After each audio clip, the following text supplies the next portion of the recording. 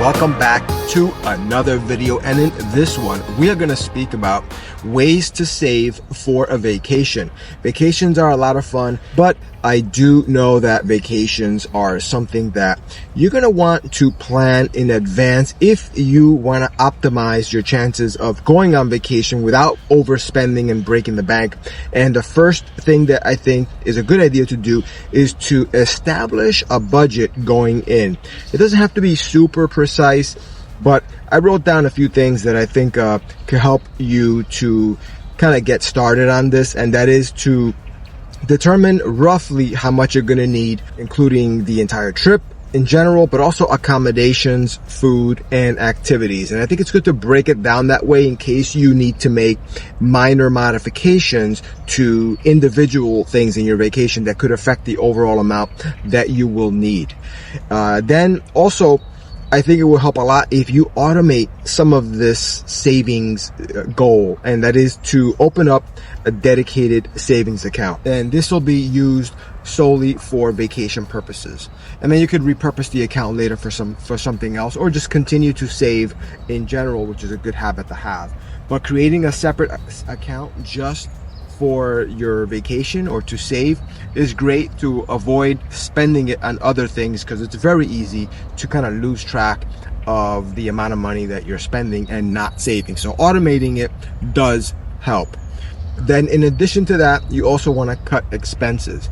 Unnecessary costs that are eating into your overall savings is huge, because over time, especially over a matter of several months or even a year, depending on how long you want to save for your next vacation, but let's just say it's only 3 to 6 months, saving on things that you spend on a daily or weekly or even monthly basis, those recurring costs, if they're reduced or some of them can be eliminated, then that could be a huge bonus to your savings account, because you're going to be spending less and also diverting the amount of funds that you would have spent on some of those things that you were able to cut, and just divert those extra funds now to your savings account.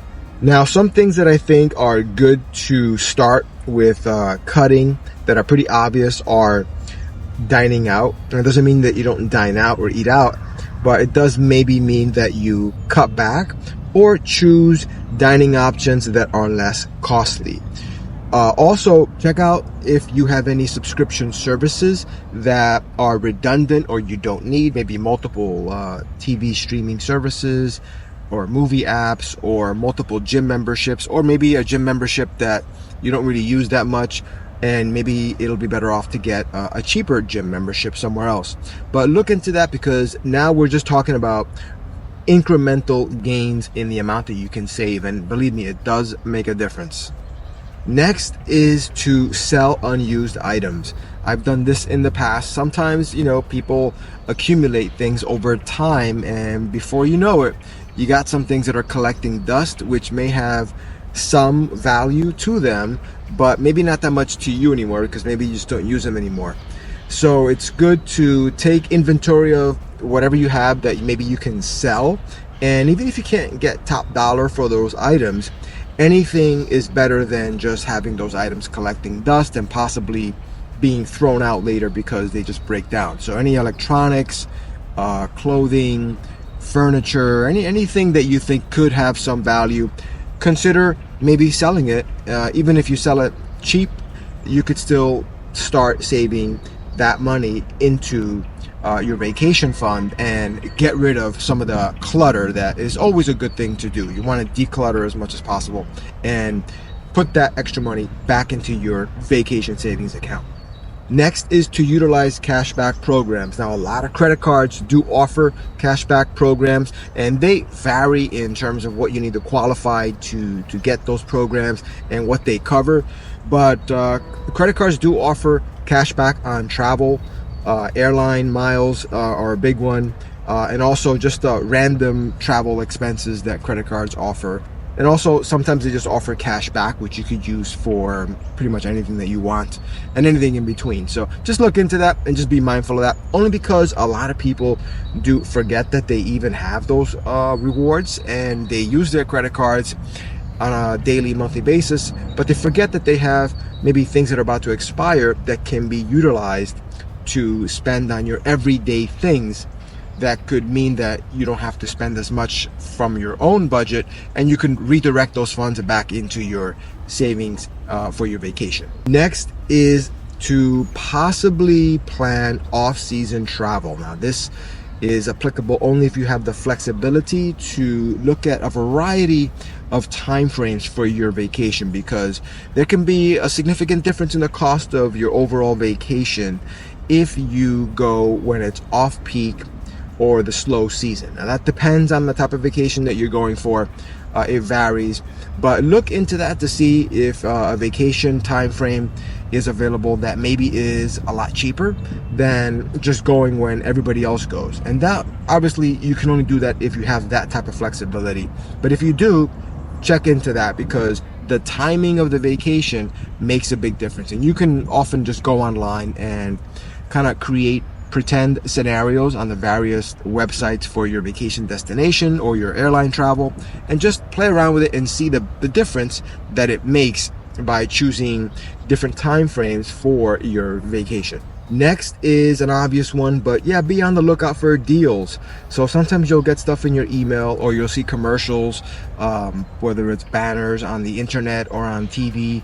A lot of people, if they're not looking to go on vacation, they just kind of zone out and you don't even pay attention to commercials in general. I do the same thing. But since you're looking to plan a vacation and saving for a vacation, just stay a little bit more alert and aware of any travel deals that might come your way, that might be something that you could take advantage of if it's related to a vacation that you have planning or coming up. So deals, they can sometimes make a difference, especially if it relates to your type of vacation. So be on the lookout for those. Another thing that you might be able to do to save money, especially if you have a small family that you're going on vacation with, that can be expensive in and of itself. But food is one of the largest expenses when people go on vacation. So if you can get accommodations on your vacation that have a kitchenette, that could save you some money if you could cook some of your meals and save money on the not having to go to restaurants as often or going to quick service places or fast food. So you might save money and eat a little bit healthier as well if you book somewhere that has access to a kitchenette. Next is public transportation. So depending on the type of vacation that you're going to go to, you may not need to rent a car. So you have to kind of just quickly calculate that to see really how much use are you going to get out of a rental car. Some places that you go to, you just don't need a car. Like, for example, if you're going to visit a city somewhere, then a lot of times that city may have decent public transportation. Depending on where you're going to be located, you could strategically select accommodations somewhere that's close to transportation that is cheaper than just renting a car. So mass transit, public transportation, that could be an option. And even private mass transit, like in Disney World, they offer transportation that's complimentary to their guests in the form of air-conditioned, comfortable buses, a monorail, a skyliner, which is an aerial gondola, even boats. So there's a lot of ways you can get around Disney World without having to rent a car. So maybe if you have to fly in, just get an Uber or rideshare to Disney World itself. But then after that, you really don't need a car just to have it sitting around if you're just primarily going to go to Disney World. So consider using public or private mass transit to save money that way on not having to rent a car. And that means you have to save less for your overall vacation, or you can upgrade and do other things with that extra money that you're going to save. Next is kind of an obvious one again, but it's to track your progress on a semi-regular basis. Don't over stress about this, but it's good to see where you're at. Check in once in a while, and just to see if you're on track and if you need to make any modifications to get you to your goal. Also, tracking your progress is a good time to also evaluate whether you need to make any changes to your vacation plans, whether it is that you have to spend more money because of an unanticipated expense or something extra that you want to do, or an upgrade that you desire.